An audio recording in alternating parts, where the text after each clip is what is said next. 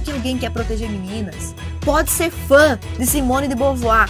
Tem uma reflexão da Simone de Beauvoir, que é uma das teóricas do feminismo mais importantes, e ela diz que a qualquer crise, os direitos das mulheres são os primeiros a serem questionados. Essa mulher, a Simone, pediu o reconhecimento do direito das crianças e adolescentes de manterem relações com pessoas da sua escolha. E também falava, abre aspas, em solidariedade a todos os presos e vítimas da psiquiatria oficial. Como alguém pode citar a Simone de Beauvoir enquanto diz que está falando sobre meninas? E vocês entendem que essas pessoas vão ser as pessoas que agora vão querer ensinar feminismo pro seu filho na escola? Pessoas que nem sabem o que é.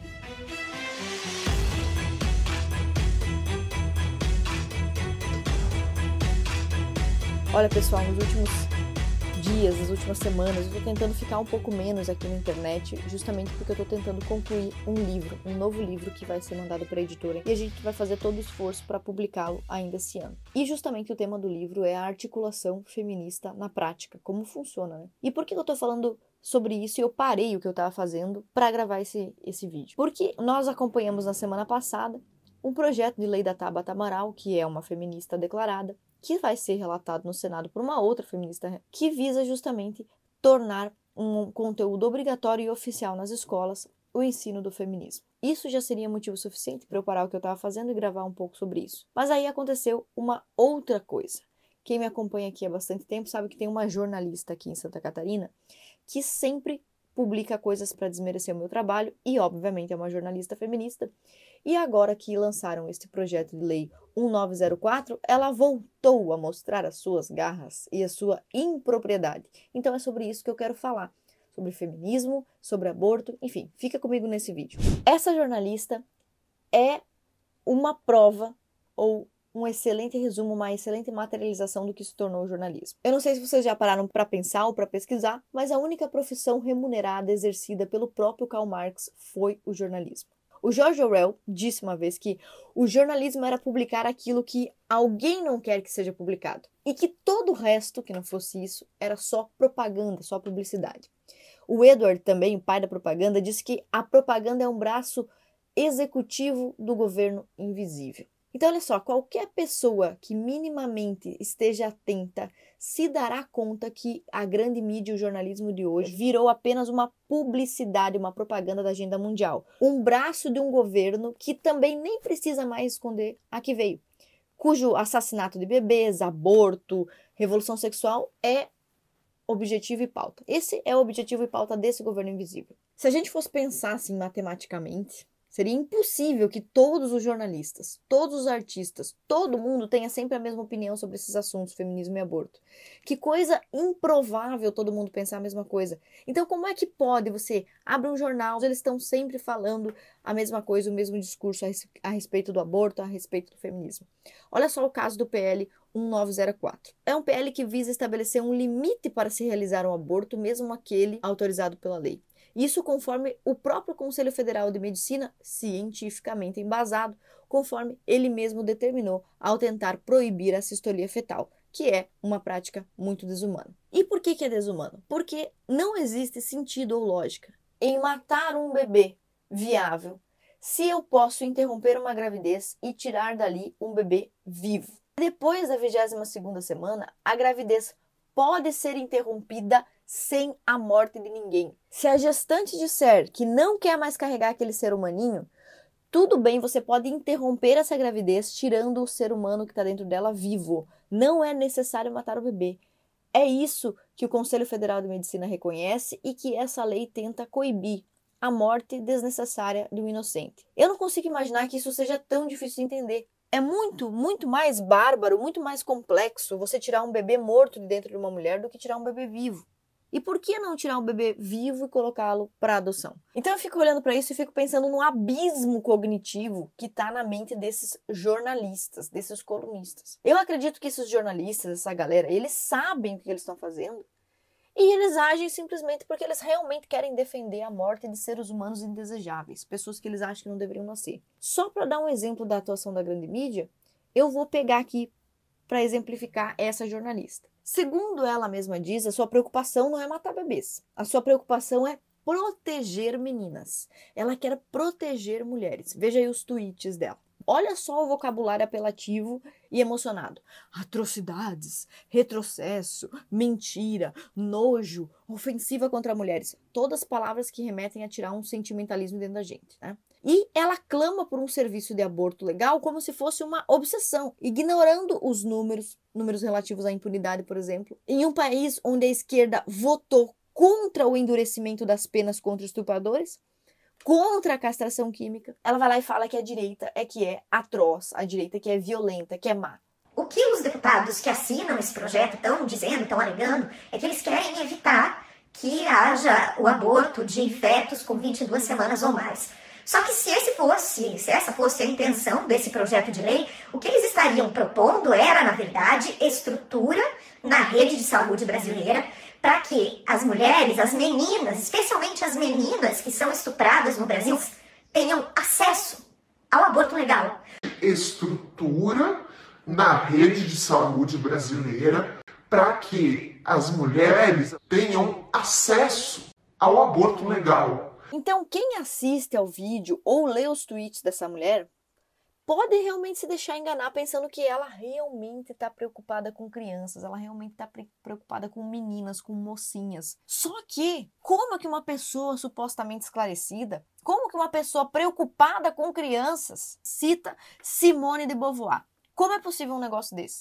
Tem uma reflexão da Simone de Beauvoir, que é uma das teóricas do feminismo mais importantes, e ela diz que a qualquer crise, os direitos das mulheres são os primeiros a serem questionados. Isso está muito claro. Olha aí, que grande paladina, que defensora das mulheres foi a Simone de Beauvoir. Olha só o caso das vítimas da Simone de Beauvoir. Só para começar, Natalia Sorokine, uma estudante de 17 anos que teve um relacionamento com Simone de Beauvoir, que resultou na revogação da licença de ensino da própria Simone de Beauvoir para dar aula, quando o caso foi descoberto.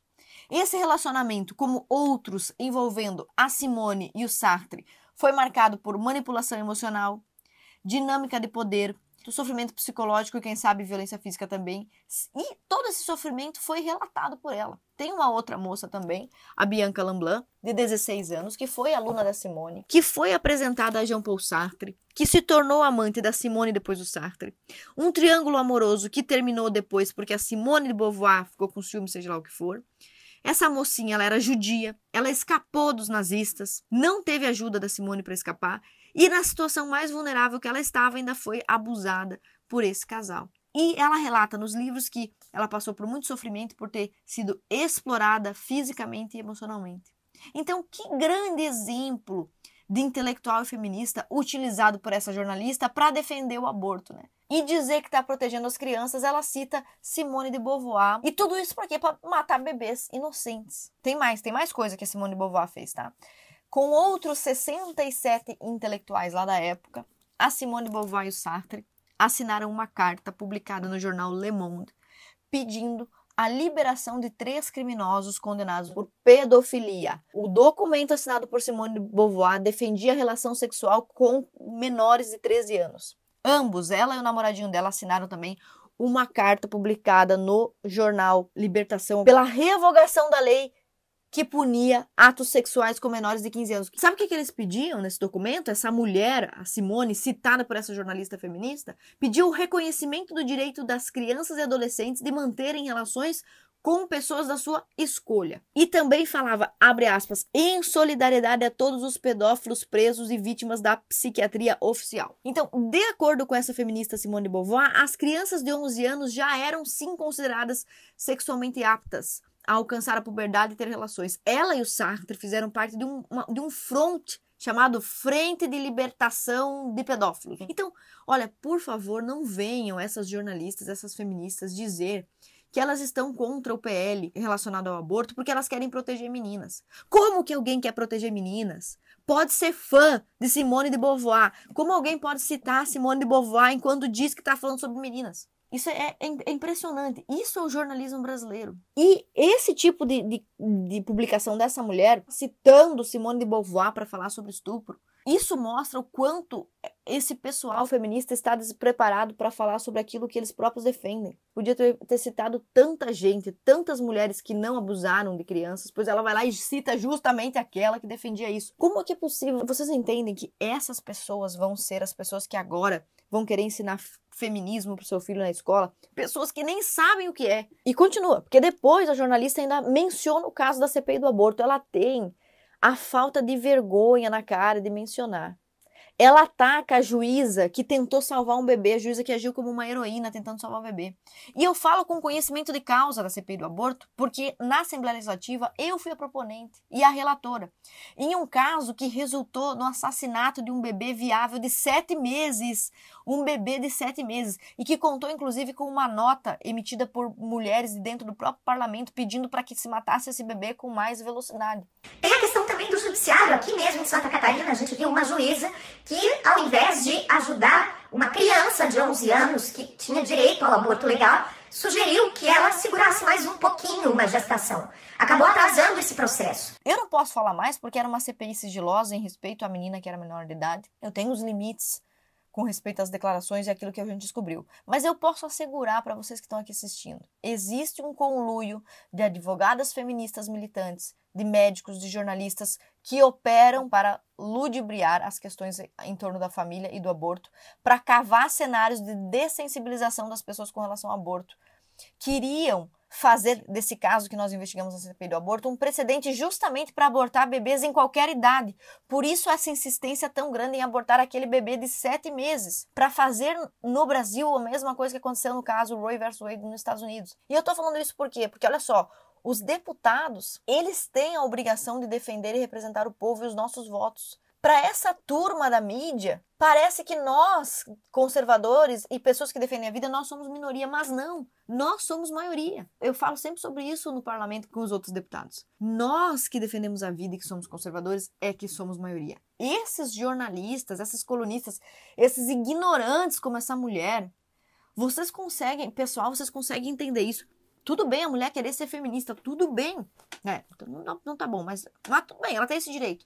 Agora vocês entendem qual o nível da ignorância dessa mulher, de todas as centenas, de todas as milhares de feministas que ela poderia ter usado para falar sobre proteção de criança e adolescente. Ela vai lá e cita justamente a Simone de Beauvoir, que assinou documentos para liberar a sexualização precoce de crianças e adolescentes. O que isso denota? Que essa mulher que se diz feminista não sabe sequer quem são as feministas, o que defendiam, o que escreviam, o que fizeram. Vocês entendem a gravidade disso? Se uma jornalista autodeclarada feminista que se gaba de defender as mulheres, se essa mulher não consegue citar uma feminista decente e vai lá e cita justamente aquela que pratica abuso contra adolescente, imagina quando essa lei for aprovada e o feminismo for ensinado nas escolas. Vai ser ensinado por quem? Em que termos? Eu estou fazendo isso para falar o seguinte. Além de demonstrar minha indignação, o meu apoio ao PL 1904, minha contrariedade a esse projeto que vai obrigar conteúdo ideológico em sala de aula, para falar o seguinte. Nós temos um curso inteiro, enorme. Muitas horas de aula, 20 horas, e um outro com mais de 150 aulas sobre feminismo, para desmentir essa turma. Tem um que se chama Oficina contra Mentiras Feministas, que foi inclusive inspirado nessa jornalista, porque ela fala tanta burrice que eu peguei cada burrice que ela fala e fiz um curso para mostrar como responder a isso. Mas se você não tem paciência para assistir 20 horas de curso, não pode pegar uma semana e sentar e assistir, eu escrevi também um livro bem simples, eu estou fazendo propaganda dele sim, porque esse é meu trabalho, essa é a minha vida. Eu gasto a minha vida escrevendo e produzindo material para preparar pais, adolescentes e jovens para lidar com essa calhorda. Esse livrinho aqui não é o meu best-seller. O meu best-seller vendeu mais de 100 mil cópias. Esse aqui é um outro livro que menos pessoas conhecem. Vendeu milhares de cópias também, 30 mil já, mas esse livro se chama Guia de Bolso contra Mentiras Feministas. Aqui você tem as 15 principais mentiras sobre aborto, pronome neutro, discriminação, trabalho, voto, as principais mentiras que as feministas vão contar para o seu filho, para sua filha lá na escola. Então, esse livro custa em torno de R$20 e está disponível na Livraria Campanholo. Eu estou deixando aqui essa propaganda de curso e essa propaganda de livro, porque não dá para a gente continuar aceitando que as pessoas que vão falar sobre feminismo Entre nós, perto de nós, vão ser essas pessoas ignorantes que não sabem do que se trata. Esse guia de bolso tem artigos de professores, doutores, historiadores, filósofos, biomédicos. Tem muito conteúdo de qualidade aqui, de uma forma simples e acessível. Então eu vou deixar aqui nesse vídeo, onde eu estou muito irritada mesmo, estou muito braba, essa sugestão. E agora eu vou desligar essa câmera e voltar para o meu trabalho, que é produzir esse outro livro, que eu espero que ajude as pessoas a se prepararem para esse momento da história onde as feministas já mandam em tudo extraoficialmente e agora vão passar a mandar em tudo oficialmente, o que não traz benefício para absolutamente ninguém. Um outro assunto que também eu vou destrinchar nesse livro novo que a gente vai lançar esse ano ainda, tá bom? Então é isso, pessoal. Não acreditem em jornalistas da grande mídia, da extrema imprensa. Não acreditem, porque eles não sabem nem o que eles estão falando. Não sabem nem escolher um pensador decente para citar quando querem defender um ponto de vista.